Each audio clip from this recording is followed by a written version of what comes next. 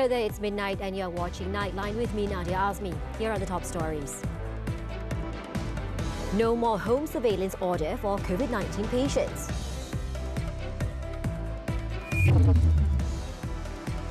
Keir Starmer vows national renewal as he becomes new British Prime Minister.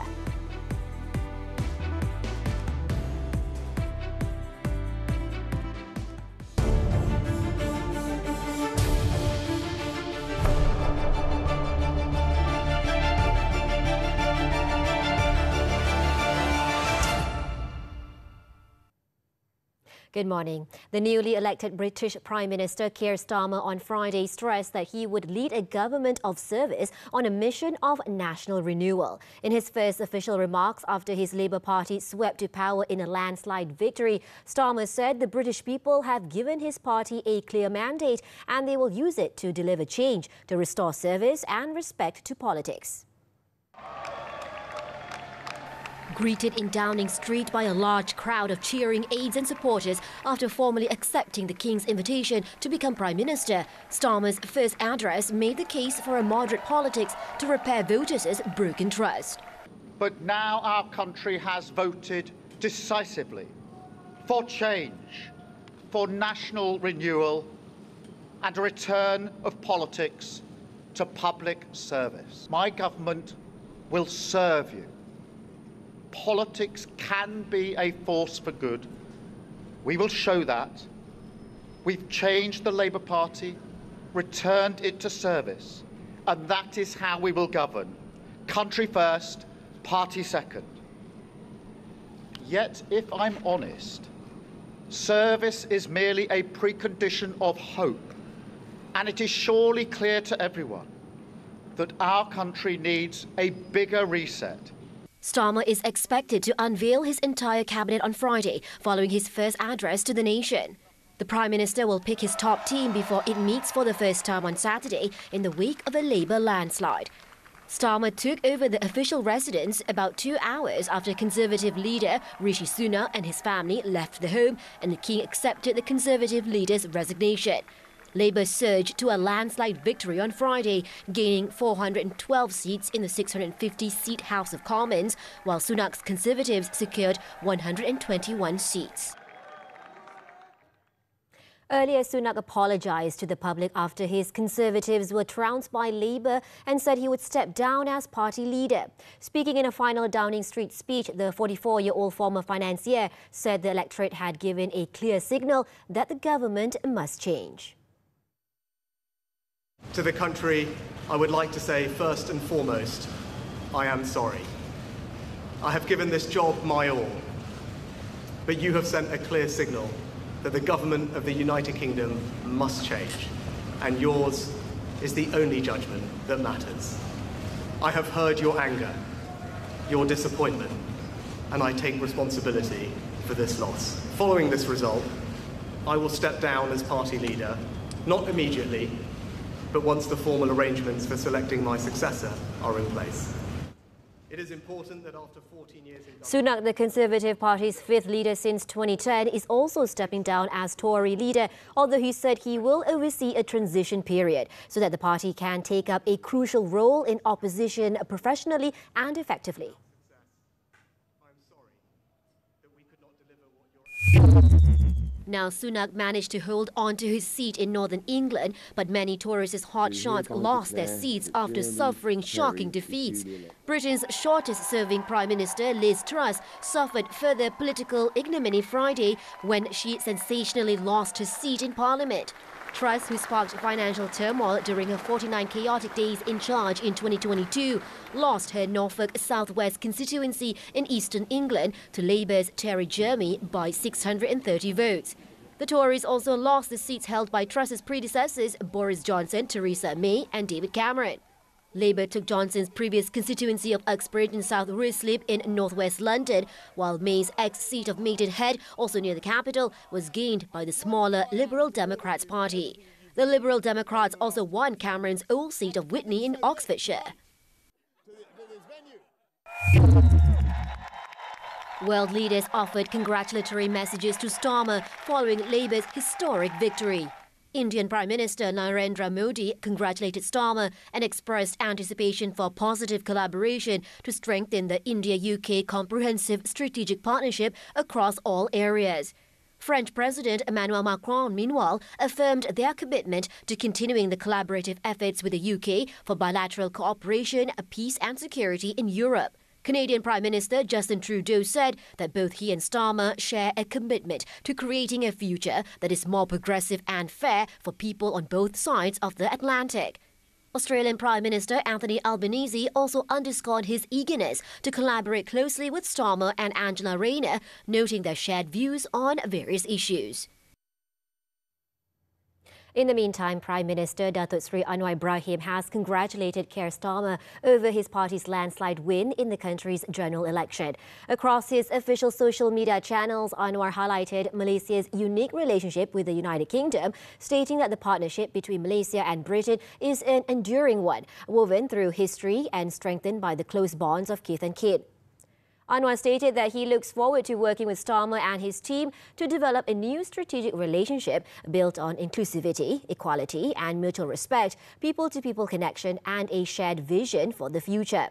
Anwar said that Britain's participation in the Comprehensive and Progressive Agreement for Trans-Pacific Partnership broadens the horizons for economic partnership with Malaysia. He also expressed optimism in the continuance of the regional security cooperation under the five-power defence arrangements, the bilateral defence partnerships involving Malaysia and other Commonwealth nations such as Singapore, Australia, New Zealand and the United Kingdom. Meanwhile, some people in London said they were excited after the Labour Party won the general election, while others did not expect major changes to take place. But I'm hopeful that the new government will come in with some plans. I think if they move quickly, then we can they might be able to find some hope, even though it doesn't feel like they've managed to find it in the campaign so much. I think the future will be better. I think the future will be more better now. So since the Labour Party is in power now, I think the country will be more better in terms of job, in terms of safety. So there will be more of protection in the country and more job for the country. I don't think a lot of change, to be honest. They've got the doctors to sort out, the railways to sort out. It's a big job for whoever gets it. So we just have to hope it's sorted.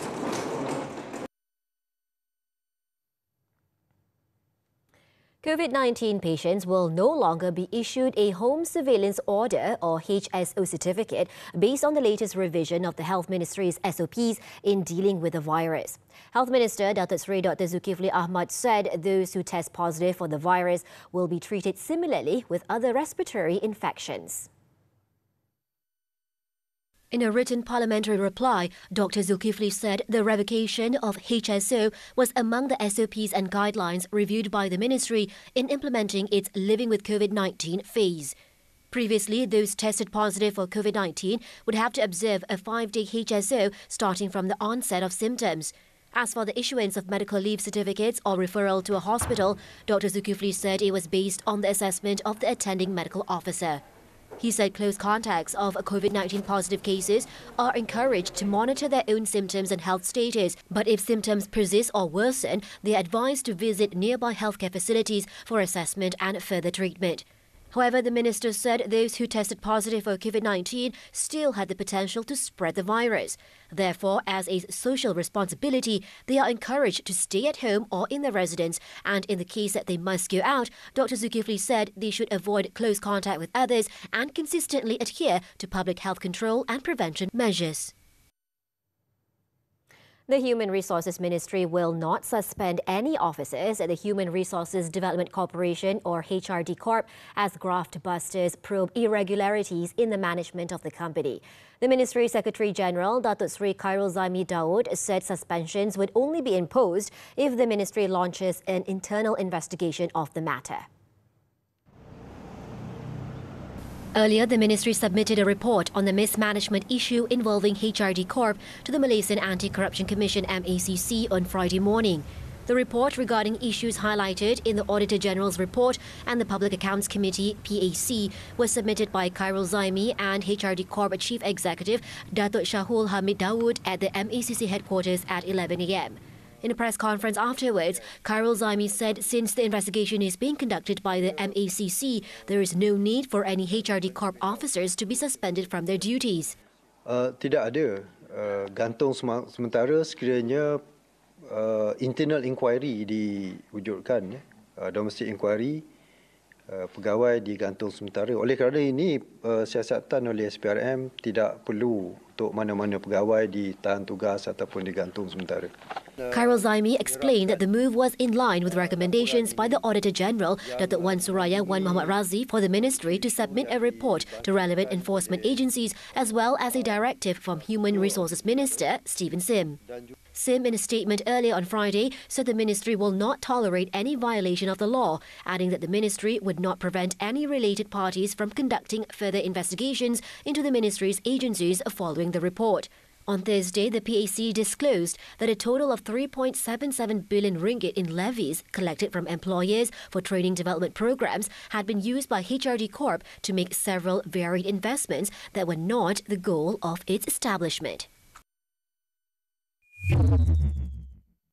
Meanwhile, government spokesman Fahmi Fadil said Prime Minister Datuk Seri Anwar Ibrahim has made it clear that all government bodies and agencies must be accountable for all their actions as raised in the Auditor General's report. Perkara ini juga secara umumnya terpulang kepada menteri masing-masing yang berkait dengan ataupun berhubung dengan mana-mana institusi, agensi, jabatan yang diaudit untuk mengambil tindakan susulan. Tapi yang menjadi keutamaan untuk Yang Amat Berhormat Perdana Menteri adalah isu pengurusan ataupun tata kelola dan aspek kebertanggungjawaban. The Auditor General's report to 2024, tabled at the Dewan Rakyat on Thursday, highlighted 9 audits involving 11 ministries, with the total cost of the audited projects amounting to 41.97 billion ringgit. Registered voters for the Sungai Bakap state by-election are advised not to wait until the last minute to cast their ballots on Saturday and are encouraged to follow the recommended voting times via the My SPR SEMA application. Election Commission EC Secretary Dato' Ikmalruddin Ishak said that voters could still cast their ballots at any convenient time between 8 a.m. and 6 p.m. or according to the polling centre's gazetted hours. Sejumlah 9 pusat mengundi akan dibuka esok, melibatkan 65 saluran ya. Dan jumlah pengundi yang akan keluar esok dalam 39,151 lah pengundi yang terlibat. Yang lebih itu dah proses mengundi pos. So itulah jumlah semua. Yang melibatkan jumlah petugas kita pun yang terlibat pun 552 orang lah petugas. Ikmalruddin also reminded voters to bring their identification cards and voting information records and show them to the first polling clerk at the first respective channels to facilitate the voting process. Voters are also advised not to hand over their identification cards to anyone except the election officials on duty. Additionally, he reminded employers to give their employees reasonable time off to vote as provided under the Election Offences Act 1954. The Sungai Bakap State Assembly by-election is a straight fight between Pakatan Harapan candidate Dr. Jukhari Arifin and Nibong Tebal PAS Vice Chief Abidin Ismail, representing Perikatan Nasional. The polls are being held following the death of the incumbent Nur Zamri Latif on May 24th due to stomach inflammation. Meanwhile, some 800 policemen are to be deployed to ensure security on polling day in the Sungai Bakap state by-election. Pulau Pinang Police Chief Datuk Hamzah Ahmad said the voters should have no fear coming out to vote as the police would ensure security.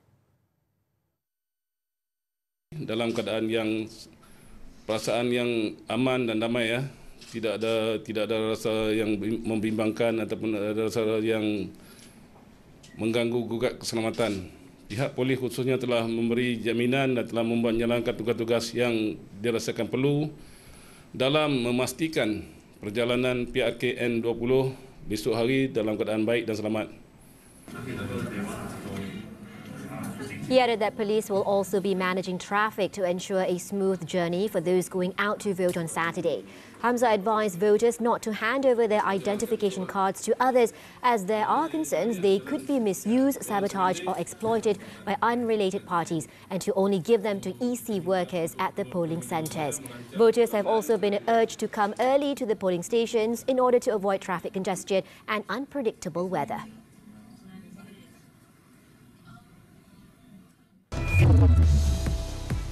Tornado hits eastern China, killing one, injuring dozens. This and more from the foreign front when we return.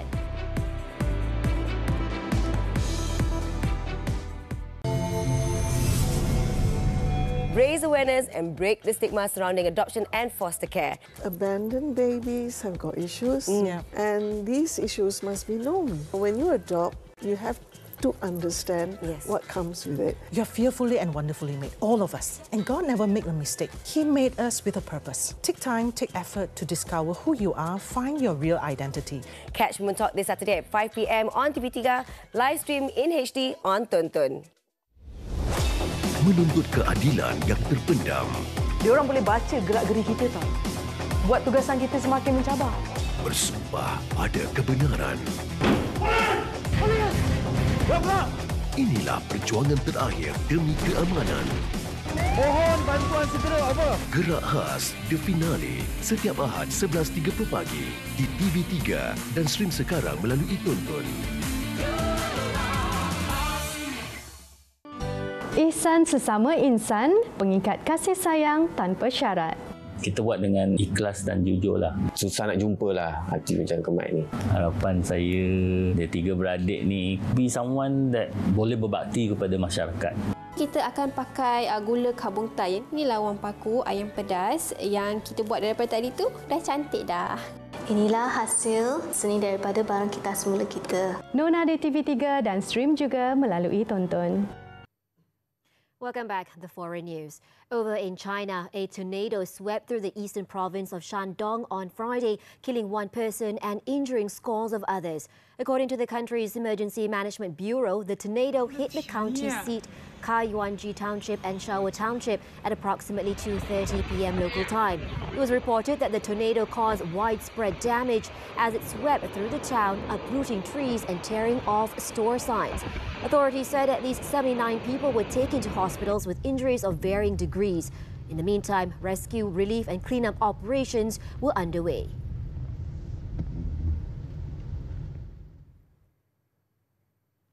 Iranians have returned to the polls for a presidential runoff, which pits centrist Masoud Pezeshkian against hardliner Saeed Jalili in the race to succeed Ibrahim Raisi, who died in a helicopter crash in May. The second round on Friday came as neither contender secured an outright majority on June 28th, with Pezeshkian receiving about 42.5% of votes and Jalili some 38.7%. Polling stations opened their doors to voters at 8 a.m. local time and were extended until 8 p.m. in response to requests from provinces across the country. The runoff followed a June 28th ballot with historically low turnout when over 60% of Iranian voters abstained from the snap election. However, the Interior Ministry spokesman said early reports indicated higher participation compared with the same hour in the first round of the election. The final result will be announced on Saturday, although initial figures may come out sooner.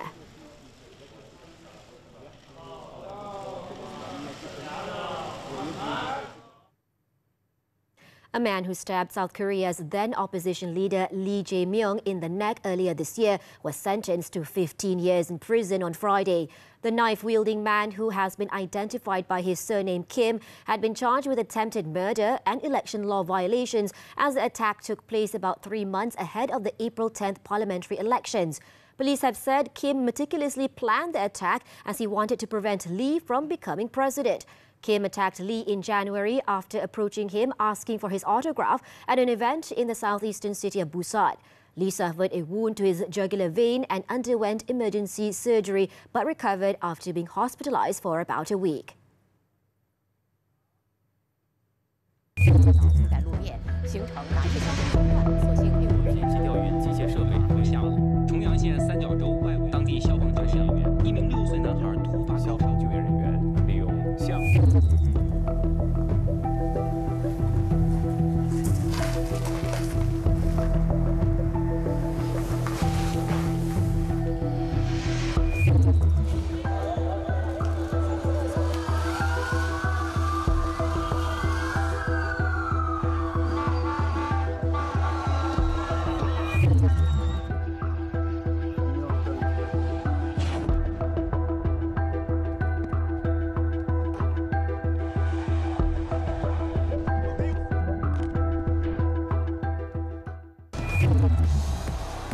Martinez stars as Argentina beat Ecuador on penalties.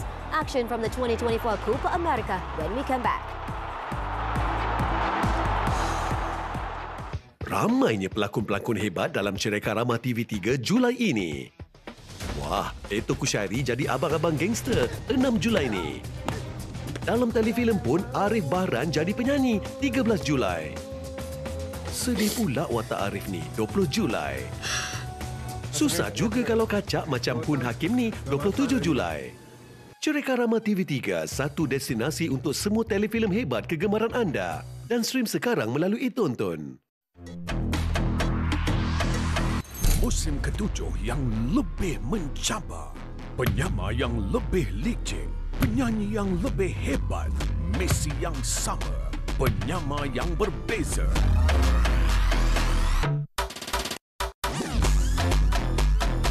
I Can See Your Voice Malaysia, musim ketujuh.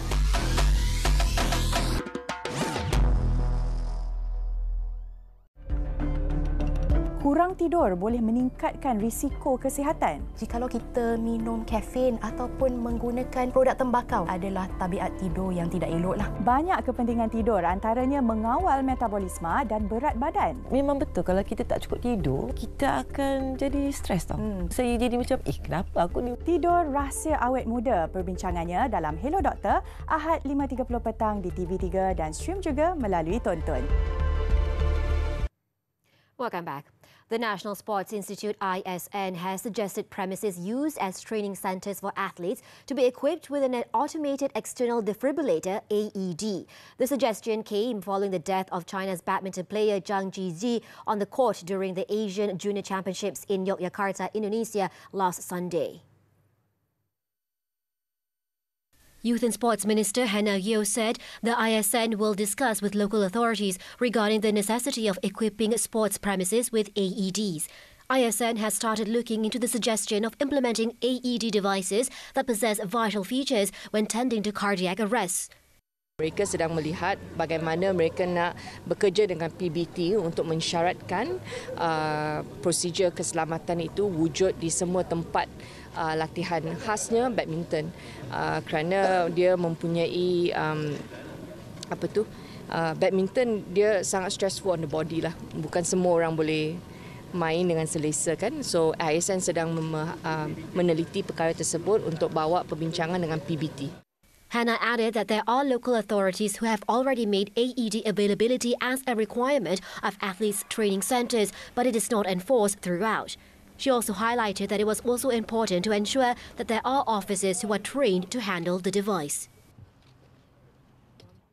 Football, the 2024 Copa America. Goalkeeper Emiliano Martinez made 2 heroic saves in the shootout to help Argentina claim a 4-2 win over Ecuador and a spot in the semi-finals. La Albiceleste took the lead in the 35th minute when Lionel Messi's corner was flicked on by Alexis McAllister, allowing Lisandro Martinez to power home a header. Ecuador, however, equalised in stoppage time when John Yeboah's cross found Kevin Rodriguez, who headed past Martinez. The 1-1 scoreline remained till the end of normal time, forcing the winner to be decided through penalty shootout. Argentina had an unconvincing start when Messi's spot kick hit the crossbar. Martinez then emerged hero as he managed to save Ecuador's first 2 spot kicks before Nicolas Otamendi scored the decisive goal to seal the victory. The Lionel Scaloni's men will next face either Venezuela or Canada in the last 4. Now on to tennis, the 2024 Wimbledon Championships. World number 2 Novak Djokovic continues his quest for an 8th Wimbledon title after edging past Britain's wildcard Jacob Fernley in a 4-set thriller. The second-seeded Djokovic needed 3 hours to overcome the 22-year-old Fernley, winning the first 2 sets 6-3, 6-4. Fernley, however, fought back to claim the third set 5-7. Before Djokovic rallied back to secure the match 7-5, dashing the young Brit's hopes of a comeback. The 24-time major champion will next face Australian's Alexei Popyrin in the 3rd round. Meanwhile, in another match, Cameron Norrie pulled off an all-British upset by beating Britain's number 1 Jack Draper 7-6, 6-4, 7-6. With this victory, the world number 8 will face Germany's Alexander Zverev in the next round. Suspect in Muar high-speed chase, a wanted criminal. The details after this short break.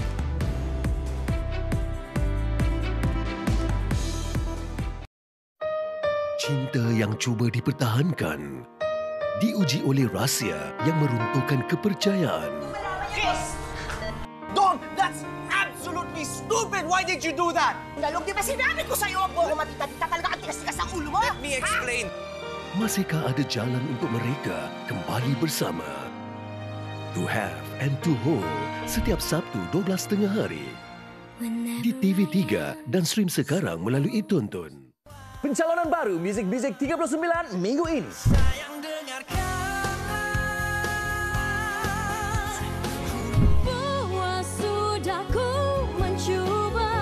Siapakah yang bakal menjuarai carta Top 20 Music 39 minggu ini?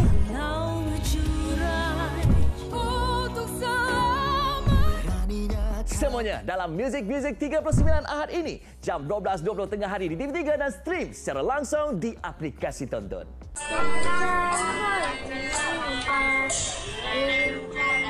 Otak dah menghampiri ke tulang tunjal tu, kalau dah cecah ke tulang tunjal dia, memang dia blok teruslah, memang dia tak akan boleh bergerak macam biasalah. Dia terus terbaring dan terlantarlah. Doktor cakap macam sakit-sakit macam gini, jangka dia tak lama. Tapi itu semua kuasa Tuhanlah. Dia kata kita banyak-banyak doa.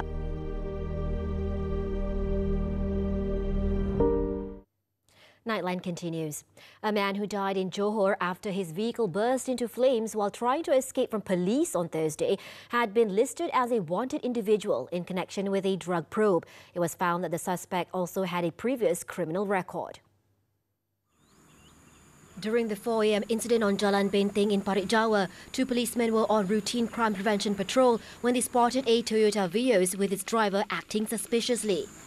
Muar Police Chief Assistant Commissioner Rais Mukhlis Azman Aziz said the policeman signalled for the Vios driver to stop for inspection, but he sped off towards Parit Jamil. Despite the blaring sirens and continuous instructions to stop, the driver sped off recklessly and dangerously. During a critical point of the pursuit along Jalan Benteng, both vehicles skidded and landed in a ditch, with the suspect's car bursting into flames upon impact. The 2 patrolmen, both aged 41, suffered serious injuries and were taken to the Sultanah Fatimah Specialist Hospital in Muar and are reported to be in stable condition in the ICU. Meanwhile, the suspect's body was sent to its forensic unit for an autopsy and a DNA test after a woman had come forward claiming that the deceased was her son. The Royal Malaysian Customs Department has thwarted an attempt to smuggle more than 49 kilograms of drugs worth 2.5 million ringgit into Miri. Following the seizure, authorities also arrested a 34-year-old man. Sarawak Customs Director Norizan Yahya told a press conference in Miri on Friday that the drugs were contained in boxes declared as soap base. The smugglers employed air cargo services from Kuala Lumpur to Miri, attempting to hide the prohibited items within seemingly innocent packaging. He added that coordinated intelligence efforts by Putrajaya Customs Headquarters and the Sarawak Customs Intelligence Zone led to the smuggling attempt being intercepted at about 8 p.m. on June 27th. Officers from the Customs Narcotics Unit in Miri acted swiftly to apprehend the suspect, a local man, after he claimed the 24 boxes from an air cargo company. Upon inspection, each box was found to contain a hardened lump of soap base. Further examination revealed that each lump contained 2 plastic packets labelled as Chinese tea. In total, 48 packets were discovered containing crystals of ketamine. The suspect and his vehicle were then seized for investigation under Section 30, Subsection 1 of the Dangerous Drugs Act.